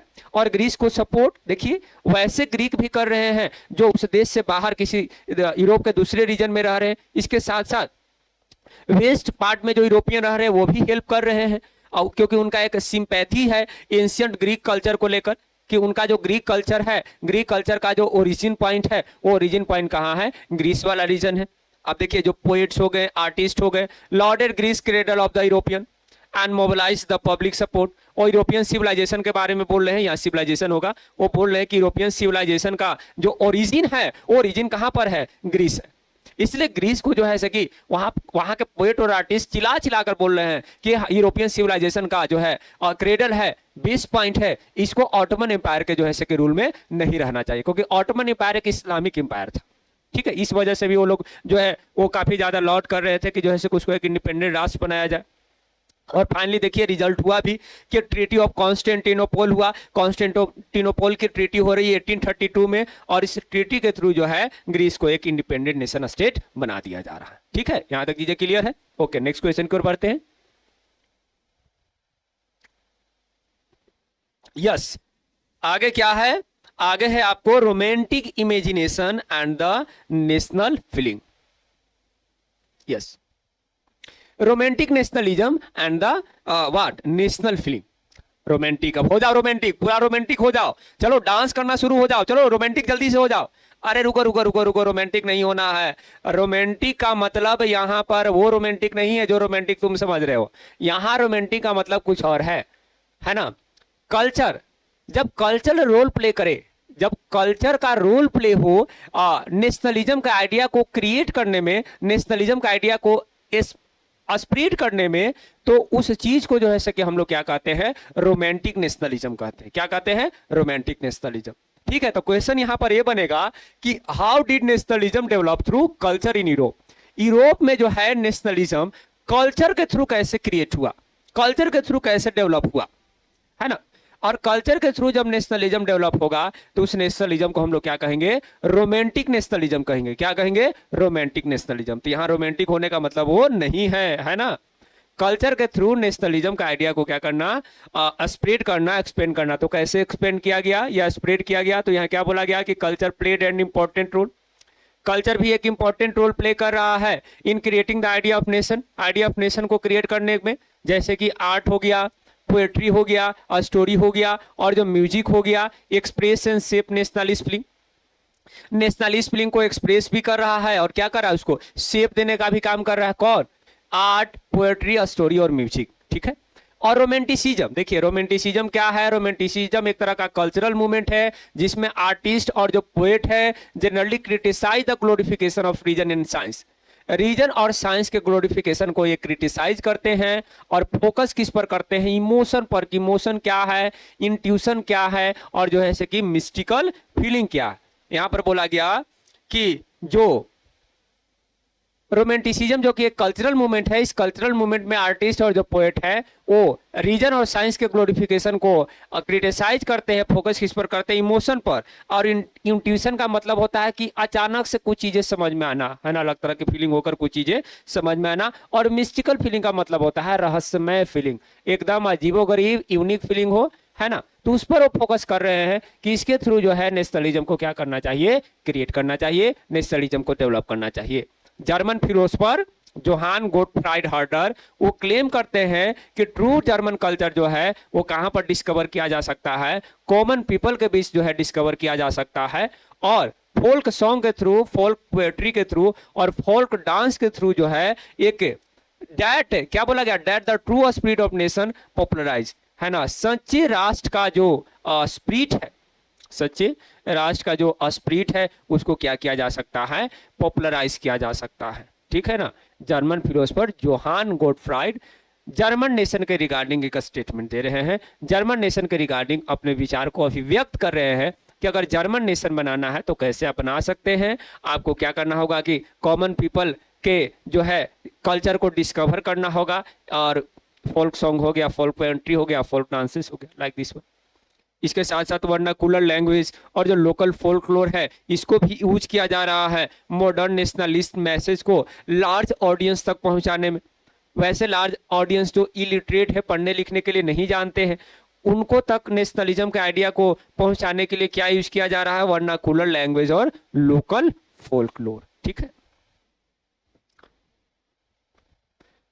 अब ठीक है, अब उसके बाद हो गया कि 1830 were year of the great economic hardship, 1830 were year of the great economic hardship. 1830 में जो रिवॉल्यूशन हुआ था उस रिवॉल्यूशन की चर्चा यहाँ पर किया गया। टॉपिक थोड़ा अजीबोगरीब तरीके से थोड़ा बहुत दिया गया है, ज्यादा नहीं, पर चीजों को अगर लिंक करिएगा तो आपको ये चैप्टर आसान हो जाएगा। अगर लिंक नहीं कर पाते हैं चैप्टर में टॉपिक को तो आपके लिए चीजें क्या होगी, डिफिकल्ट होगी। जो 1830 का जो रिवॉल्यूशन हुआ था उसका रीजन यहाँ पर दिया गया है ना, कि 1830 were year of the great economic hardship in Europe, give reason. 1830 का जो ईयर था वो ईयर कैसा था, ग्रेट इकोनॉमिक हार्डशिप का ईयर था। आपको क्या करना है, रीजन देना है कि कैसे जो है ग्रेट इकोनॉमिक हार्डशिप का था। तो क्या हुआ था 1830 वाले ईयर में कि enormous increase in population all over Europe, पूरे यूरोप में जो है पॉपुलेशन अचानक से क्या हो गया, इंक्रीज हो गया। फर्स्ट पॉइंट ये हुआ, और जिसका रिजल्ट ये हुआ कि there were more job seeker than employment opportunity. Employment opportunity कम है और जो है से कि जॉब खोजने वाले जो लोग हैं वो ज्यादा है, मोर जॉब सीकर हैं एम्प्लॉयमेंट अपॉर्चुनिटी के कंपेयर में। Then population from rural area, और गांव वाले रीजन से जो पॉपुलेशन है वो माइग्रेट कर शहर में जा रहे हैं, रहने जा रहे हैं, और शहर में सिचुएशन क्या बन चुका है, ओवर क्राउडेड स्लम का। ओवर क्राउडेड स्लम वाले रीजन में गांव से जो है ऐसे कि लोग जाकर वहां पर रह रहे हैं, इस तरह की सिचुएशन बना हुआ है। उसके बाद जो स्मॉल प्रोड्यूसर है टाउन में उनको स्टीप कंपटीशन फेस करना पड़ रहा है, क्योंकि चीप मशीन मेड गुड्स जो है वो इंग्लैंड से क्या हो रहा है, इंपोर्ट हो रहा है। तो जो दूसरे स्मॉल प्रोड्यूसर जो यूरोपियन रीजन में रह रहे हैं उनको बहुत ज़्यादा टफ कंपटीशन को फेस करना पड़ रहा है, क्योंकि इंग्लैंड से जो मशीन मेड गुड्स है वो काफ़ी चीप है। तो इस तरह की समस्याएं देखने को मिल रहा है 1830 में। और वैसे रीजन में, यूरोप के वैसे रीजन में जहां पर अरिस्टोक्रेसी अभी भी पावर को एंजॉय कर रहे हैं, पीजन को स्ट्रगल करना पड़ रहा है फ्यूडल ड्यूज के साथ, उनको अभी भी फ्यूडल टैक्स देना पड़ रहा है। और ऐसे सिचुएशन में बोला गया कि अगर फूड का प्राइस बढ़ जा रहा है या किसी भी साल बैड हार्वेस्ट हो रहा है तो that leads to the widespread poverty in town and country. इसके कारण ये हो रहा है कि शहरों और देशों में बड़े पैमाने पर आपको गरीबी देखने को मिल रहा है। तो ये हुआ 1830 का ईयर, है ना, जो कि कैसा ईयर है, ग्रेट इकोनॉमिक हार्डशिप का ईयर है। और इसी के कारण जो है 1830 में जुलाई रिवॉल्यूशन, जिसकी शुरुआत फ्रांस से हुआ और फिर फ्रांस के साथ साथ यूरोप के दूसरे रीजन में भी हुए। ओके, उसके बाद जो नेक्स्ट रिवॉल्यूशन जो होगा, जो कि पॉपुलर रिवॉल्यूशन के नाम से फेमस है, वो कब होगा, 1848 में। तो यहां से क्वेश्चन ये बनेगा कि explain any 5 effect of revolution of the liberal in Europe in 1848। ठीक है। तो जो रिवॉल्यूशन होगा लिबरल का, वो पूरे यूरोप को जो है सोशली, पॉलिटिकली और इकोनॉमिकली इफेक्ट कर रहा है। और आपको क्या कर देना है, ये पॉइंट यूज करना है, लिबरल नेशनलिज्म वाला जो है पॉइंट यूज करना है, और उसके थ्रू आपको सोशल इफेक्ट को दिखा देना है, और फिर पॉलिटिकल इफेक्ट को दिखा देना है, और फिर आपको क्या शो कर देना है, इकोनॉमिक इफेक्ट को दिखा देना है। ये 5 नंबर में क्वेश्चन बनता है कि आपको 5 इफेक्ट को दिखाना है जो लिबरल रिवॉल्यूशन के द्वारा जो रिवॉल्यूशन किया गया है यूरोप में 1848 के ईयर में। ठीक है, ये हो गया 1848 के जो रिवॉल्यूशन है, उस रिवॉल्यूशन के क्या इंपैक्ट हुए, इंपैक्ट से रिलेटेड क्वेश्चन हो गए। ओके, अब नेक्स्ट पार्ट में जो है सकी जो यूनिफिकेशन ऑफ जर्मनी है, उसके बाद वाले जो है क्वेश्चन को डील कर लेते हैं। ओके, नेक्स्ट पार्ट में जो है हम लोग जर्मनी के यूनिफिकेशन को डिस्कस करेंगे, फिर इटली के यूनिफिकेशन को देखेंगे, ऑस्ट्रेंज केस ऑफ ब्रिटेन देखेंगे, और फिर किस तरह से नेशन को विजुअलाइज किया गया उसको देखेंगे, और जो है एक लास्ट टॉपिक होगा नेशनलिज्म एंड इंपीरियलिज्म। और उसके बाद इस चैप्टर से जितने भी क्वेश्चन आंसर बन सकते थे वो सारा क्वेश्चन आंसर आपको क्या हो जाएगा, खत्म हो जाएगा। अब जो है अब इस चैप्टर से जो भी क्वेश्चन आंसर है थोड़ा आसान भी हो चुका है। और नेक्स्ट क्वेश्चन ये है कि describe the process of unification of Germany, Germany के यूनिफिकेशन के प्रोसेस को डिस्क्राइब करना है। तो आप क्या पॉइंट बनाओगे कि कई सारे एफर्ट्स जो है लिए गए हैं जर्मनी के यूनिफिकेशन के लिए। पहला Frankfurt parliament, then role of Bismarck हो गया, 3 वार हो गया, एंड देन फाइनल यूनिफिकेशन हो गया।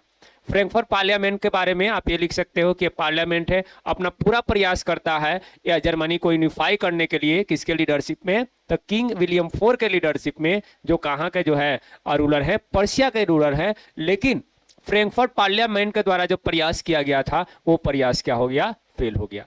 ये प्रयास जो है, ये एफर्ट जो है 1848 में ही किया गया था। ठीक है, उसके बाद जब किंग विलियम 4 का डेथ हो गया, और डेथ होने के बाद जो है उसी के जो चचेरे भाई कैसर विलियम फर्स्ट है, वो जब राजगद्दी पर बैठते हैं, तो उनका जो चीफ मिनिस्टर है ऑटोमन बिस्मार्क, ऑटोमन बिस्मार्क जो है, देखिए क्या बोला गया कि Ottoman Bismarck, Persian chief minister Ottoman Bismarck aim to achieve the goal of unification of Germany, वो इस उद्देश्य को पूरा करना चाह रहा है कि जर्मनी को यूनिफाई करना है। किसके हेल्प से, पर्शियन आर्मी के हेल्प से और पर्शियन ब्यूरोक्रेट्स के हेल्प से। तो पर्शियन आर्मी और पर्शियन ब्यूरोक्रेसी का हेल्प लेते हुए ऑटोमन बिस्मार्क चाहते हैं कि जर्मनी का क्या हो, यूनिफिकेशन हो। और जर्मनी को यूनिफाई करने के लिए वो 3 वार जो है से कि लड़ते हैं। पहला जो उनका वार है ऑस्ट्रिया के साथ हुआ, दूसरा डेनमार्क के साथ, और तीसरा फ्रांस के साथ, जो कि 7 साल तक चला है। और फाइनली जो विक्ट्री है, फाइनली विक्ट्री पर्शिया का ही हुआ, और इस तरह से जो है जर्मनी की क्या हो गई, यूनिफिकेशन हो गई। फिर भी जो फाइनल यूनिफिकेशन है, फाइनल जो डिक्लेरेशन है, वो फाइनल डिक्लेरेशन कब हो रहा है, तो 18 जनवरी 1871 में फाइनल डिक्लेरेशन हो रहा है, जिसमें एक असेंबली की बैठक बुलाई गई है। और इस असेंबली में कौन कौन है, princess of German state, German state के जो है से कि राजकुमार हो गए, रिप्रेजेंटेटिव ऑफ आर्मी, आर्मी के रिप्रेजेंटेटिव हो गए, और कुछ इंपॉर्टेंट पर्शियन मिनिस्टर हो गए जिसमें बिस्मार्क भी शामिल थे। और नए जर्मन एम्पायर किसके लीडरशिप में, कैसर विलियम फर्स्ट के लीडरशिप में क्या कर दिया गया, डिक्लेयर कर दिया गया कि नया जर्मन राष्ट्र की क्या हो गई, निर्माण हो गई। तो this is the process for the unification of Germany, Germany को यूनिफाई करने का प्रोसेस ये हुआ। ये मोस्ट कॉमन क्वेश्चन है जो बोर्ड में पूछे जाते हैं। नेक्स्ट क्वेश्चन आपको जो है कि इटली को लेकर आएगा। लेकिन इटली के यूनिफिकेशन प्रोसेस को डिस्कस करने से पहले इटली फ्रेगमेंटेड कैसे था, इटली का पॉलिटिकल फ्रेगमेंटेशन क्या था, उसको देख लेते हैं। तो गिव अ ब्रीफ अकाउंट, आपको एक ब्रीफली आपको बताना है कि इटली का पॉलिटिकल फ्रेगमेंटेशन क्या है। तो बोला गया कि अगर 19th सेंचुरी के अगर मिडल में आओगे तो आप ये देखते हो कि इटली 7 स्टेट में डिवाइडेड है, जिसमें से मात्र एक स्टेट सार्डिना पीडमोंट है, वहां पर जो है कि कौन रूल कर रहे हैं, इटालियन प्रिंसली स्टेट। ठीक है, तो आप क्या देख रहे हो कि 19th सेंचुरी के मिडल में इटली वाले हिस्से में आपको 7 स्टेट देखने को मिलेगा, जिसमें से एकमात्र ऐसे स्टेट सार्डिना पीडमोंट है जहां पर रूल कौन कर रहे हैं, इटालियन प्रिंसली स्टेट। ठीक है, नॉर्थ वाला पोर्शन है इटली का, वो किसके अंडर में है, ऑस्ट्रियन हैब्सबर्ग के अंडर में है। सेंटर वाला पोर्शन जो है पोप के अंडर में है, और साउदर्न वाला पोर्शन जो है किसके अंडर में है, bourbon king of Spain, Spain के बर्बन किंग के अंडर में है। अब चलिए, ये तो चीजें हो गई, पॉलिटिकल फ्रेगमेंटेशन हो गई इटली का। अब चलिए इसको भी यूनिफाइड करवा देते हैं, इसको भी मतलब इसके यूनिफाई के रिगार्डिंग क्या प्रोसेस थे, तो यहाँ पर प्रोसेस दिया गया है, describe the process of unification of Italy. तो here process are given below, like पहला आपको हो गया गेसिपी मेजिनी हो गया, देन काउंट डी काउर हो गया, देन गेसिपी गैरिबाल्डी हो गया। गेसिपी मेजीनी याद कीजिए, एक रिवोल्यूशनरी थे, बोला गया कि एक इटालियन रिवोल्यूशनरी थे। उन्होंने एक सीक्रेट सोसाइटी यंग इटली बनाया था ताकि इटालियन यूनिफिकेशन को क्या कर सके, वो प्रमोट कर सके। इटालियन यूनिफिकेशन को प्रमोट करने के लिए एक सीक्रेट सोसाइटी बनाए थे, अंडरग्राउंड सोसाइटी बनाए थे, जिसका नाम क्या था, यंग इटली। एंड उन्होंने एक स्टेटमेंट दिया था, ही इंटेंडेड दैट कि Italy could be forge into a single unified Republic. Italy को जो है कि एक सिंगल यूनिफाइड रिपब्लिक में क्या हो जाना चाहिए, कन्वर्ट होना जाना चाहिए। फोर्ज का मतलब बन जाना चाहिए, ठीक है। देन काउंट डी काउर, फिर जो है विक्टर इमैनुअल सेकंड के ये चीफ मिनिस्टर हैं। Count D Cavour chief minister जो काउर हैं, वो मूवमेंट आंदोलन कर रहे हैं ताकि इटली के नॉर्थ रीजन को जो है कि क्या कर सके, यूनिफाई कर सके। हालांकि बोला गया कि वो ना तो रिवोल्यूशनरी थे ना ही डेमोक्रेट थे, लेकिन उन्होंने जो है फ्रांस के साथ एक सीक्रेट एलांस किया और एलांस के थ्रू जो है ऑस्ट्रियन फोर्सेस को 1859 में इटली के नॉर्दर्न पार्ट से जो है उन्होंने क्या कर दिया, भगा दिया, डिफीट कर उनको वहां से भगा दिया, ठीक है। देन गेसिपी गैरिबाल्डी, गेसिपी गैरिबाल्डी के बारे में बोला गया कि एक प्रोमिनेंट पर्सनालिटी है in the unification of Italy, और इन्होंने जो है लोकल पीजन का सपोर्ट लेते हुए जो स्पेनिश रूलर जो इटली के, देखिए स्पेनिश रूलर जो कि कहाँ है, इटली के साउदर्न पार्ट में है, उनको क्या करते हैं, डिफीट करने का काम करते हैं। तो काउंट डी काउर जो है इटली के नॉर्दर्न पार्ट को जो है कि मर्ज कर लिए, और गेसिपी गैरिबाल्डी इटली के साउदर्न पार्ट को मर्ज कर लिए। सेंटर में जो है कि पोप था, बाद में सेंटर भी में जो पोप है वो भी राजी हो जाता है, और इस तरह से जो है 1861 में विक्टर इमैनुअल सेकंड को डिक्लेयर किया जाता है इटली के नए राजा के रूप में। ओके, तो ये हो गया जर्मनी का यूनिफिकेशन, एंड देन क्या हो गया, इटली का यूनिफिकेशन। फिर आपको एक स्ट्रेंज केस देखने को मिलता है ब्रिटेन का। ब्रिटेन का यूनिफिकेशन कैसे हुआ, तो ब्रिटेन के रिगार्डिंग जो यहाँ स्टेटमेंट है कि ब्रिटेन में आप ये देखते हो कि formation of nation state was not a result of sudden upheaval or revolution। Britain में जो है नेशन स्टेट बन रहा है, वो अचानक से किसी अपहीवल के कारण नहीं बन रहा है, अचानक से किसी रिवोल्ट के कारण नहीं बन रहा है, बल्कि एक लंबी जो है प्रोसेस चला है। आपको जो है कि क्या करना है, एक्सप्लेन करना है। तो देखिए, promotion of Britain was the result of long drawn out process, लंबी चलने वाली प्रोसेस है। जो प्राइमरी आइडेंटिटी, शुरुआती दौर में जो लोग ब्रिटिश आइलैंड पर जो लोग रहते थे वो कौन कौन थे, इंग्लिश थे, वेल्स थे, स्कॉट थे, और क्या थे, आयरिश थे। ये चार तरह के जो है कि लोग थे जो ब्रिटिश आइलैंड पर रहा करते थे। लेकिन क्या हुआ कि जो इंग्लिश नेशन है, वो इंग्लिश नेशन धीरे धीरे वेल्थ के मामले में, इंपॉर्टेंस के मामले में और पावर के मामले में वो क्या होने लगा, बढ़ने लगा, है ना। उसका वेल्थ, पावर और इंपॉर्टेंस इंक्रीज होने लगा। इसके कारण जो है आइलैंड के दूसरे नेशन पर जो है कि वो क्या करने लगा, अपने इन्फ्लुएंस को बढ़ाने लगा, अपने इन्फ्लुएंस को इंक्रीज करने लगा। और इन्फ्लुएंस को इंक्रीज करते करते सारे दूसरे आइलैंड के रीजन को अपने अंडर में मर्ज कर लिया। लाइक देखिए, एक्ट ऑफ यूनियन 1707 में एक एक्ट ऑफ यूनियन हो रहा है, इंग्लैंड और स्कॉटलैंड के बीच हो रहा है, जिसके कारण क्या बनाए जा रहे हैं, United kingdom of great Britain. Great Britain बन चुका है यूनाइटेड किंगडम का। उसके बाद अब तो स्कॉटलैंड को मर्ज कर लिया गया। मर्ज करने के बाद बोला गया कि स्कॉटिश पीपल को प्रोहिबिट किया जा रहा है, मना किया जा रहा है कि गैलिक लैंग्वेज को बोलना नहीं है। गैलिक लैंग्वेज उनका खुद का लैंग्वेज था, उनको बोला गया कि आप गैलिक लैंग्वेज को बोल नहीं सकते हो, अपने नेशनल ड्रेस को वियर नहीं कर सकते हो, ये चीजें हो गई।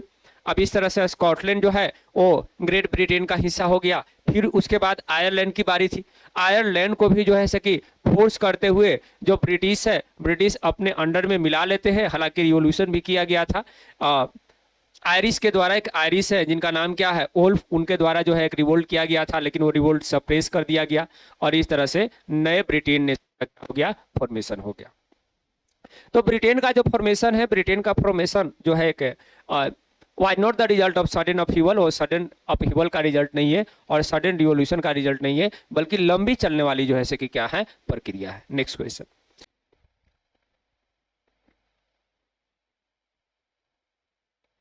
नेक्स्ट क्वेश्चन जो है लगभग आपका टॉपिक खत्म ही होने वाला है। जो नेक्स्ट क्वेश्चन है, नेक्स्ट क्वेश्चन ये है कि how had female figure become an allegory of nation during 19th century Europe. 19th century Europe का जो है फीमेल फिगर नेशन का एलेगरी कैसे बन गया। एलेगरी का मतलब होता है कि जब एक एब्स्ट्रैक्ट आइडिया को पर्सन के थ्रू या वस्तु के थ्रू जब शो किया जाए तो उस चीज को हम लोग क्या कहते हैं, एलेगरी कहते हैं। तब फीमेल फिगर के थ्रू जो है क्या किया जा रहा है, नेशन को रिप्रेजेंट किया जा रहा है, नेशन को दिखाया जा रहा है। तो फीमेल फिगर एलेगरी कैसे बना, तो यहाँ बोला गया कि आर्टिस्ट फाइंड आउट अ वे, आर्टिस्टों ने एक नया तरीका जो है से कि इन्वेंट किया कि represent a country in the form of person, कि जो है देश को जो है कैसे रिप्रेजेंट करेंगे, एक पर्सन के रूप में रिप्रेजेंट करेंगे। तब जो है नेशन को प्रोटेक्ट किया जाने लगा फीमेल फिगर के रूप में। और जो फीमेल फिगर जो चुना जा रहा है नेशन को पर्सनिफाई करने के लिए, रियल लाइफ में वैसा कोई वीमेन एग्जिस्ट नहीं करती है। ए सिर्फ और सिर्फ it give an abstract idea of nation, nation के एब्स्ट्रैक्ट आइडिया को जो है कि क्या कर रहा है, वो एक शेप देने का काम कर रहा है, कंक्रीट फॉर्म देने का काम कर रहा है। इन रियलिटी जो है आपको वैसी कोई महिलाएं नहीं देखने को मिलेगी जिस फीमेल फिगर का यूज करते हुए नेशन को क्या किया जा रहा है, रिप्रेजेंट किया जा रहा है। यहाँ पर दो जो है एलेगरी की चर्चा की गई है, एक क्या है, मैरियाना हो गया, और दूसरा क्या हो गया, जर्मेनिया हो गया। Marianne was the allegory of France and Germany was the allegory of Germany. ठीक है, Germania was the allegory of Germany. और मैरियाना में क्या बोला गया कि underline the idea of people's nation, जो लोगों का जो नेशन का जो आइडिया है उसको अंडरलाइन किया जा रहा है मैरियाना के थ्रू। उसके जो कैरेक्टरिस्टिक्स है वो कैरेक्टरिस्टिक्स कहाँ से ड्रॉ किए गए हैं, लिबर्टी से, रिपब्लिक से। लाइक कि आप ये देख रहे हो कि मैरियाना जो फीमेल फिगर बनाया जा रहा है उसमें रेड कैप का यूज किया जा रहा है, ट्राई कलर का यूज किया जा रहा है, और कोकेट का यूज किया जा रहा है। और मैरियाना का जो स्टैचू है वो पब्लिक प्लेसेस में इरेक्ट किए जा रहे हैं, लगाए जा रहे हैं, ताकि लोगों को to remind the national symbol of unity, ताकि यूनिटी के नेशनल सिंबल को याद किया जाए, लोगों को इनकरेज किया जाए ताकि वो उससे क्या कर सके, आइडेंटिफाई कर सके। ये बातें हो गई मैरियाना को लेकर। देन जर्मेनिया के बारे में क्या बोला गया कि जर्मेनिया का जो विजुअल रिप्रेजेंटेशन है, विजुअल रिप्रेजेंटेशन में आप ये देखोगे कि जर्मेनिया जो है wear a crown of oak leaf, oak leaf के जो है एक क्राउन पहनी हुई है, क्राउन टाइप ऐसे जो सर पर पहना जाता है वो पहनी हुई है। और जो जर्मन जो ओक लीफ है वो ओक क्या रिप्रेजेंट करता है, डेट स्टैंड फॉर हीरोइज्म, बहादुरी को रिप्रेजेंट करता है। तो ये हो गया मैरियाना और जर्मेनिया को लेकर। जो लास्ट टॉपिक से क्वेश्चन पूछे जाते हैं वो क्वेश्चन ये है कि why did nationalist tension emerge in Balkan region, Balkan region में नेशनलिस्ट टेंशन क्यों इमर्ज हुआ। अदरवाइज क्वेश्चन ये पूछा जाएगा कि how did nationalism align with imperialism led to Europe to disaster in 1914। Last जो टॉपिक है नेशनलिज्म एंड इंपीरियलिज्म, और उससे यही क्वेश्चन बनते हैं, दो तरह से क्वेश्चन पूछे जाते हैं कि जो है बाल्कन रीजन में नेशनलिस्ट टेंशन क्यों इमर्ज हुआ, या जो नेशनलिज्म है इंपीरियलिज्म के साथ कैसे अलाइन हो गया, जुड़ गया, जिसके कारण यूरोप में जो है 1914 में डिजास्टर देखने को मिल रहा है, फर्स्ट वर्ल्ड वॉर देखने को मिल रहा है। ओके, तो आप 19th सेंचुरी के लेट में आप ये देखते हो कि जो नेशनलिज्म है वो इंपीरियलिज्म के साथ अलाइन हो चुका है, जुड़ चुका है, and become a narrow creed, और जो विचार है वो विचार बहुत ही नैरो हो चुका है। अगर बाल्कन रीजन को देखा जाए कि बाल्कन रीजन जो है मॉडर्न डे कौन से रीजन को बाल्कन रीजन कहा जा सकता है, तो आज के समय में जो रोमानिया हो गया, बुल्गारिया हो गया, अल्बानिया हो गया, ग्रीस हो गया, मेसोटेनिया हो गया, इस रीजन को जो है सकी बाल्कन रीजन जो है 19th सेंचुरी के लेट में बोला जा रहा है। और ये जो रीजन है किसके कंट्रोल में है, ऑटोमन एम्पायर के कंट्रोल में है। लेकिन क्या हुआ कि उस समय जब रोमांटिक नेशनलिज्म बाल्कन रीजन में स्प्रेड हुआ, फैला, तो बाल्कन रीजन जो कि ऑटोमन एम्पायर का पार्ट था वो क्या होना शुरू हो गया, डिसइंटीग्रेट होना शुरू हो गया, जिसके कारण ये रीजन बहुत ही एक्सप्लोसिव हो गया। माने ऑटोमन एम्पायर में जब रोमांटिक नेशनलिज्म स्प्रेड हो रहा है तो वो इंडिपेंडेंट स्टेट की डिमांड कर रहे हैं, जैसे ग्रीस वाला रीजन भी ऑटोमन एम्पायर का ही पार्ट था, तो वहां भी रोमांटिक नेशनलिज्म फैला तो वो एक इंडिपेंडेंट स्टेट की डिमांड करने लगे। बाद में और दूसरे रीजन में गया तो और भी दूसरे रीजन इंडिपेंडेंट स्टेट की डिमांड कर रहे हैं, और आपस में वो क्या कर रहे हैं, लड़ने का काम कर रहे हैं। इसका मतलब ये रीजन क्या हो चुका है, एक्सप्लोसिव हो चुका है। ठीक है, बाल्कन रीजन जो है एक दूसरे से जेलस हो रहे हैं और आशा कर रहे हैं कि ज्यादा से ज्यादा टेरिटरी को क्या कर लिया जाए, गेन कर लिया जाए। और यही कारण है कि this region become a ground for big power, big बड़े पावर रिवालरी का ये जो है कि पॉइंट बन गया कि बड़े बड़े जो पावर हैं वो बड़े बड़े पावर इन्वॉल्व होने लगे। और इस बाल्कन रीजन में क्योंकि इस समय आप देख रहे हो कि जो ग्रेट यूरोपियन पावर रसिया, जर्मनी, इंग्लैंड और जो ऑस्ट्रिया हंगरी हो गया, उनका ये इच्छा है कि ज़्यादा से ज़्यादा अपने कंट्रोल को जो है बाल्कन रीजन में एक्सपेंड किया जाए, क्योंकि वहाँ अगर ज़्यादा से ज़्यादा रीजन को अगर कंट्रोल करेंगे तो ट्रेड के पॉइंट ऑफ व्यू से उनको काफ़ी ज़्यादा बेनिफिट हो सकता है, काफ़ी ज़्यादा सुविधाएं हो सकती है, और जिसके कारण इन बड़े पावर के बीच आपको कई सारे छोटे मोटे वार पहले देखने को मिलेगा, और फाइनली आपको क्या देखने को मिलेगा, this Balkan reason become the causes for the first world war. Okay, तो इस तरह से इस चैप्टर से जो भी क्वेश्चन आंसर बन सकते थे उन सारे क्वेश्चन आंसर को आज हम कंप्लीट करवा दिए। आप सभी लोग इस सारे क्वेश्चन आंसर को याद कर लीजिएगा। Thank you very much.